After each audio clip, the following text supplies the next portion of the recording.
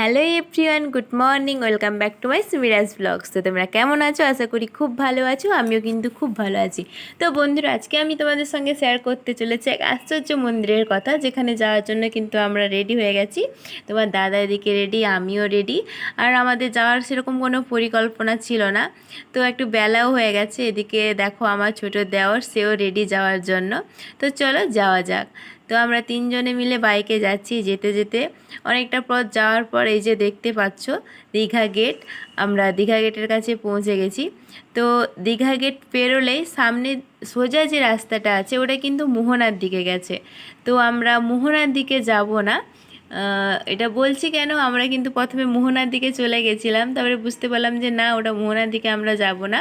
তার পাশেই দেখো একটা রাস্তা টার্ন নিয়েছে, আমরা ওটাই দিয়ে যাব। আমরা যাব শঙ্করপুরে। তো চলো যাওয়া যাক। তো এই যে দেখতেই পাচ্ছ পাশেই দীঘা গেট, দীঘা গেটের পাশেই যে রাস্তাটা গেছে ওইটা দিয়ে আমরা যাব, সোজা কিন্তু যাব না। তো যা যেতে যেতে আমরা এখানকার সৌন্দর্যগুলো উপভোগ করছিলাম। তো আমার তো মনে হচ্ছিল এখানেই যেন থেকে যায়। সত্যি অসাধারণ ছিল দৃশ্যগুলো, যেটা দেখে আমার খুব গান করতেও ইচ্ছে করছিল। তো আমি তো গান জানি না, সেভাবে পারি না, তো ছেড়েই দিলাম যে ছাড়ো।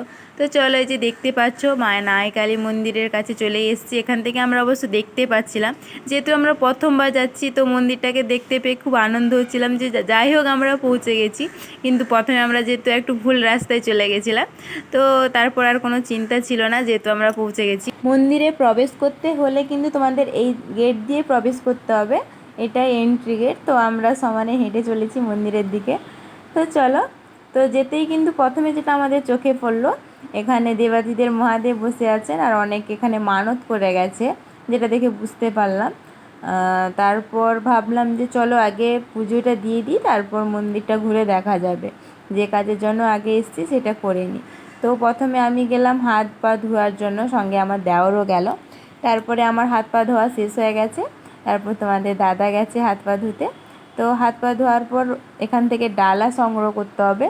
তো দেখতে পাচ্ছ এই যে দাদা এখানে বসে আছেন, উনি ডালা মনে হয় 90 টাকা করে নিয়েছিলেন, যেহেতু ভিডিওটা অনেক আগে করেছিলাম, তো বর্তমানে আমার মনে নেই কত নিয়েছিল। তো 90 টাকায় নিয়েছিল সম্ভবত, যার মধ্যে কিন্তু ছিল 12টা মিষ্টি ছিল, আর ধূপ ছিল, আর সিঁদুর ছিল।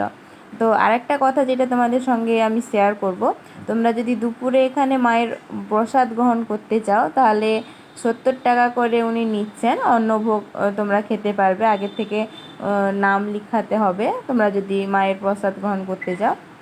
তো ডালা নিয়ে আমরা মন্দিরে যে উঠে যাচ্ছি, তোমাদের দাদা আর আমি।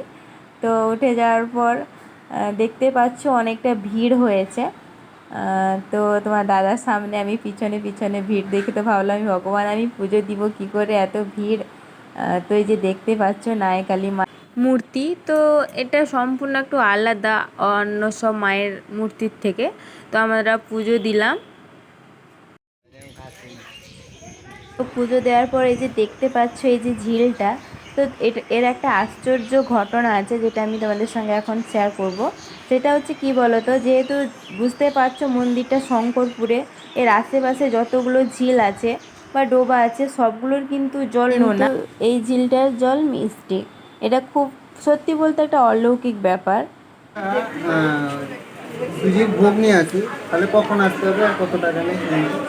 সকালে 7:30 থেকে 12টা সাড়ে এখানে 50 টাকা। আর এই যে আমি শুনেছি গাড়ি ফাড়ি নিয়ে আসা, এখানে পুজো করা হয় তো? গাড়ি হ্যাঁ, গাড়ি পুজো করা কত টাকা? 2 চাকা গাড়ি 100 টাকা। আচ্ছা।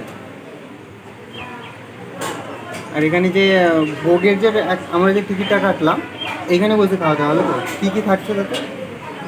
আজকে হচ্ছে শাক, ডাল, শুক্তো, জিরা আলু পোস্ত, চাটনি। আর ভাত অন্য বসে হয়ে গেছে তো আরম্ভ? আমরা সকাল থেকে খাচ্ছি, এখন পেয়েছি। ঠিক আছে, চল।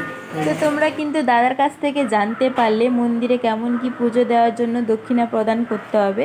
তো তোমাদের যেহেতু আমি আগে বলেছি যে আজকে আমাদের মন্দিরে আসার তেমন কোনো প্ল্যান ছিল না, এমনি দেরি হয়ে গেছিলো। তারপর আসার পর পুজো টুজো দেওয়ার পর খুব খিদে পেয়ে গেছিলো। তো খাওয়ার জন্য যে দেখতে পাচ্ছ মন্দিরের পিছনের দিকটায় হাত ধোয়ার জন্য জলের ব্যবস্থা আছে। তো আমরা আগে হাত ধুয়ে নিলাম, তারপর গেলাম খাবার খেতে। তো এই যে দেখতে পাচ্ছ অনেক দর্শনার্থীরা কিন্তু খাওয়া দাওয়া শুরু করে দিয়েছে। তো আমরা একটু দেরি করে এসেছিলাম, তো আমরা পরে খেতে বসলাম। তো আমরা বসার পর মাসি শাল পাতা দিয়ে গেলেন, তারপর নুন, তারপর আরেকজন কাকু এসে ভাত দিয়ে গেল। তো ভাবছিলাম যে কী কী আইটেম আছে কী জানি। তো খেতে বসে দেখলাম প্রথমে চচ্চড়ি দিয়ে গেল। তো সত্যি কথা বলতে কি খাবারগুলো কিন্তু অসাধারণ ছিল। চচ্চড়ির পর এলো ডাল, আর আমি তখন বরকে জিজ্ঞাসা করছিলাম যে কেমন স্বাদ হয়েছে বলো। তো সে বললো ভালোই লাগছে। আর এদিকে দেওরও বসছিল, আমি মাঝখানে, সেও বলছে হ্যাঁ ভালো হয়েছে। তারপরে ভাবলাম ডাল দিয়ে গেছে, তারপর কী দিবে, তারপর দেখলাম শুক্তো এসেছিলো। তো শুক্তোটাও খুব সুন্দর হয়েছিল, সত্যি কথা বলতে খুব অসাধারণ, তো মায়ের প্রসাদ অসাধারণ ছিল। তারপরে শুক্তোর পর আবার আমার বর একটু ভাত চাইলো, যেহেতু খুব খিদা পেয়েছিল। তো ভাতের পরে যে দেখতে পাচ্ছ আবার ঝিঙে আলু তরকারি দিয়ে গেল। তো আমরা খাচ্ছি কন্টিনিউ, মানে খাওয়ার পর ভাবলাম একটু চলো ঘুরে আসি। তো যেহেতু বেলা হয়ে গেছিলো, আবার বাড়ি ফেরার আছে, তো তাড়াতাড়ি খাওয়া দাওয়া শেষ করে মন্দিরের চারপাশটা একটু ঘুরে দেখলাম। তো এখন কিন্তু মন্দিরের কাজ চলছে, মন্দিরের কাজ কমপ্লিট হয়নি, তার মধ্যেই আমরা গিয়েছিলাম। তো হয়তো এর থেকেও আরও সুন্দর লাগবে যখন মন্দিরের কাজ কিন্তু কমপ্লিট হয়ে যাবে। তো এখানকার মায়ের নাম নায়েকালী হওয়ার কারণ কি? কারণ হচ্ছে এখান থেকে যত নৌকা বা লঞ্চ আছে ওদের যাত্রা কিন্তু মায়ের মন্দিরে পুজো দেওয়ার পর শুরু করে, তার জন্য এরকমই নাম নায়েকালী, অর্থাৎ নৌকার দেবী।